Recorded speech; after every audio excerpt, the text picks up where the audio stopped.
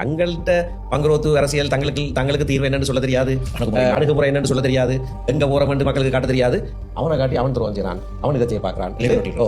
அவன் மற்ற கட்சியை பற்றியே கதைச்சு தங்கள் அரசியல் வளர்க்கறதுக்கு தான் சில பேர் பாடுபட்டு கொண்டிருக்கு. குறை சொல்லி அதாவது ஒரு அணுகுமுறை ஒன்றை காட்டாமல் இந்த மற்ற எல்லாரைக்குமே வந்து ஒரு நெகட்டிவான ஒரு லேபிளை எதிர்மறையான ஒரு லேபிளை ஒற்றுமையை கொண்டு போறதுன்றது வந்து எனக்கு தனிப்பட்ட இருக்கிற பயமே சொன்னால் ஒரு 10 வருஷம் 15 வருஷத்துக்கு பிறகு அது வந்து ஒரு நாங்கள் எல்லாரும் சேர்ந்து ஒரு இனமாக சேர்ந்து வேலை செய்வதற்கான அந்த சந்தர்ப்பத்தை வந்து நலிவடைய செய்து கொண்டு போகுது.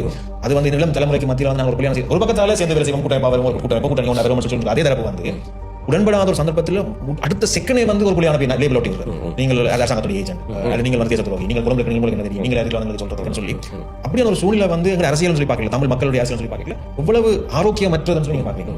அது மிக ஆரோக்கியமற்ற ஒரு செயல். ஆனால் வேற ஒன்றை நாங்கள் எதிர்பார்க்கவே இல்லாது. ஏனென்றால் அரசியலில் வந்து அதிகாரத்தை கைப்பற்றுவதும் அதுதான் இலக்காக இருக்குமாக இருந்தால் அல்லது பிரபல்யமாக இலக்காக இருக்குமாக இருந்தால் அது எந்த நிலைக்கும் போகலாம் என்ற ஒரு எண்ணம் பலருக்கு இருக்குது.